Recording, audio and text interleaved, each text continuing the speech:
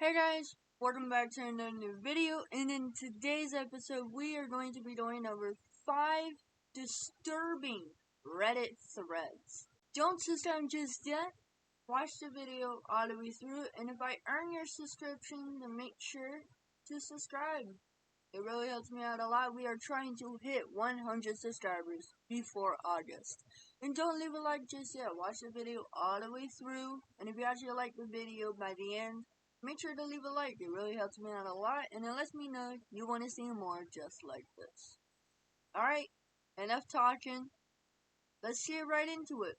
So sorry to interrupt the video, but I got a shout out. Thank you so much to Tuv and his brand Exist for letting me shout him out. If you want to go look at these awesome fucking shirts and you exist and you wear clothes, you should go over to earldoesn'texist.com. It is in the video, in the description, and in the comments. So go over there, look at the shirts, and if you want one, you better buy it now because they are selling out very quickly. Or you could just browse, it doesn't matter. They also have an Instagram, which is Earl Doesn't Exist. And if you want to go to Tuv's, it is My Name is Tuv. EarlDoesn'tExist.com is the website. You better go over there. These shirts are selling out quick. And they also have a Sam plushie to support Tuv's 2 gay cats. So, if you want to support him, or you want to also support him and 2 gay cats, you should go over there and look. But love and support also helps out. Thank you so much to Tuv for giving me this opportunity and for letting me shout out his brands and him. Alright, let's get right back to the story. I do have to say that this video is going to be long, so grab some food, some water, sit back, and relax. Or just listen if you're doing chores around the house, or you're doing errands. A Reddit user named awesome_possum22 commented on a thread that asked, "What's the most unsettling paranormal encounter you've had that just could not be explained?" This is what they had to say. When I was young, probably around 7, we lived in a house on a dead-end road, and across from us was a large apartment complex. I was with 2 twin boys my age, and their dad was the super of the apartment complex. This comes into importance later. One night, I woke and my room had an odd glow, like a reddish glow that somewhat illuminated my room, enough to vaguely see my surroundings. At the foot of my bed stood a tall, cloaked figure. I could not make out any features on this figure, but just a black silhouette of a hooded figure that resembled like medieval monks' cloaks, the kind with the peaked hood. I was frozen in fear. Finally, after what felt like forever, I was able to dive under my covers and scream bloody murder for my parents. When my parents got to my room and I emerged from the protection of the covers, the figure in the glow was gone. Fast forward a few months, a bad storm hit our area. Behind the apartment complex across from my home was a feed and seed store. During the storm, this store was struck by lightning and caught fire. It was a huge fire. I can remember looking out my window and seeing the glow from the flames beyond the apartments in what appeared to be a dark tornado of smoke. Come to find out, this store had been illegally storing large barrels of pesticides and chemicals in their basement. The entire neighborhood needed to be evacuated, and quickly. My family quickly gathered some possessions and we booked it out of there as fast as possible. My friends, the twins, their dad stayed behind to evacuate the tenants of the apartment and make sure everyone got out safely. He was one of the last to leave. We were not allowed back to our homes for almost a week after following the fire. What we came back to looked like a deserted wasteland. All of the grass was dead and a nasty brown color. Trees were wilted and dying. Any small animals like rabbits left in a backyard hutch or small animals kept in indoor closures like hamsters, they were all deceased. It was obvious that whatever blew up and burned in that feed and seed fire was truly hazardous. Then a few more months go by and people started getting sick. Not a little sick, like cancers and leukemia sick. My friend's dad ended up being diagnosed with aggressive leukemia. After a very brief fight, he would pass away just 2 months after being diagnosed. He was a Catholic, and the service was held in a grand old cathedral in our neighborhood. The kind with those large, beautiful stained glass windows depicting different saints and scenes and wrapped around the church. The way the windows were from the inside, each row of pews looked to their right or left and was flanked by a window seam. During the service, I looked up and to my right to peek at the window above our row. My heart froze. The window background was hues of red pink glass. The main depiction of this glass panel was that of a large, hooded, cloaked figure. I don't know how or why, but I immediately knew that this was the same figure from my room. I somehow made it through the service, but on my way home I told my parents and asked who the figure in the window depicted. They were not religious and didn't know, but stated it was most likely a saint. They didn't seem to take much stock in my assertions, and it was dropped. I truly believe my family was directly affected by this fire as well.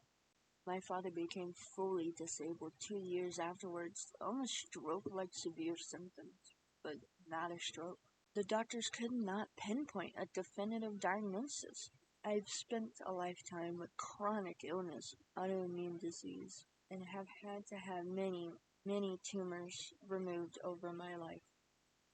My luck finally ran out, and my latest tumor ended up being cancer. I wonder if the visitor was a warning. I'll never know, but it was truly a scary experience I will never forget. Our next Redditor story is quite creepy. Traditional _self _658 would tell a story that could happen to anyone. This is their story. I have had so many unsettling experiences. It's hard to pick. I think the one that shook me up the most was the time these two middle-aged men cornered me up against a shelf in a store when I was 16. I was browsing CDs in a vacant part of the store. There were no other customers in the area around me. Suddenly, I hear a voice say, "Hey, gorgeous, what are you doing tonight?" from right next to me. They had quietly snuck up on me, so I didn't even realize they were there until one spoke. In the split second, before I had turned around to fully assess the situation, I thought it was some sort of weird joke. I kind of had a half smile on my face, prepared to do that uncomfortable, polite laugh you do. But when I turned around, I realized how close they were to me. They were right up against me, nearly touching me, one on either side, cornering me up. And the man's voice when he spoke to me was flat and had no emotion. I looked up into his face and there was no emotion. He wasn't smiling or anything. He was just absolutely cold as ice. But aside from that, he looked like any typical middle-aged man. Gray hair, glasses, button-up shirt tucked into his pants. I didn't look directly at his phone, so all that I could tell about him is that he was very fat. I remember opening my mouth to say something in reply. Then I realized that I didn't have anything to say, so I just shoved my way through the two of them and ran away. I didn't think they expected me to do that. I think they thought they could easily intimidate me into doing whatever they had planned, but I was like, nope. That was 15 years ago, and I still think about that sometimes. I would wonder what they were going to do. That area of the store that this happened was empty, but they would have had to take me through the front of the store, where there were a lot more people. Nobody took me seriously when I tried to tell. They were clearly out hunting for a vulnerable teenage girl.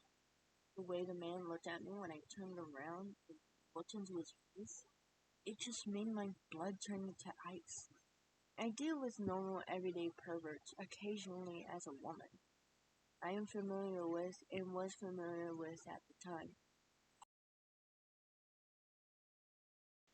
This man had serial killer eyes and attempted to strategize their approach. Everyone treated me like I was being dramatic about a cat collar though. Our third Reddit story comes from Little Committee 411. When I was 16, I went to a family wedding over a weekend long. This was a camping wedding. Our family has this huge piece of land overlooking the ocean, set it up like a campground for everyone to crash. It was a lot of fun until there was this one guy who showed up. He was an old friend of the bride from 20 years ago. They were in their 40s.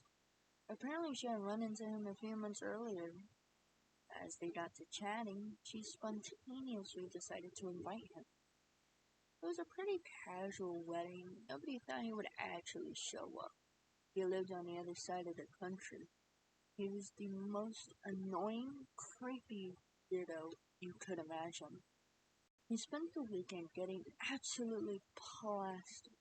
He got up and made dramatic speeches nobody asked for. He didn't know the groom and barely even knew the bride. Obnoxiously hitting on every woman there, even in front of their husband. Interfering with every single going on and trying to control everything. And whining to anybody who would listen about how he was recently divorced and was in a custody battle for his daughter. I was down at the beach with a couple of my male cousins who were around my age. We were drinking some stolen beer and hanging out around the fire. The guy came down to the beach and started hanging out with us. I was obnoxiously drunk. He told us a story after stupid story, and we were all having a bad time. He singled me out, the only girl there. Started referring to me by different pet names and then gave him. Hey babe, get me a beer. Hey beauty, get me a beer. We all decided we were tired of him and left to go to bed. My parents and siblings were asleep in their tent, and I retrieved my clothes and toiletries from our car to walk across the field to the porta potties, get changed, and ready for bed. It was pitch black out, and I could barely see anything. As I was closing the trunk, the guy suddenly appeared at my side. He got up in my face and started asking me a bunch of creepy questions like if I have a boyfriend, how far I've gone with boys, etc. I'm really small, and he was a huge, tall guy. I was paralyzed with fear. I tried to walk away, but I knew that my destination was the porta potty, and I was scared he would try to corner me into there. It was so dark and scary.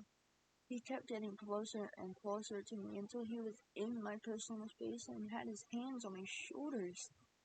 I was totally frozen and didn't know what to do. After a few minutes, luckily, another wedding guest, an older female, walked up to her car and saw exactly what was going on. She interfered and started a conversation with him to distract him and gestured for me to go to the bathroom. I ran to the bathroom and got ready and ran back to my tent, shaking.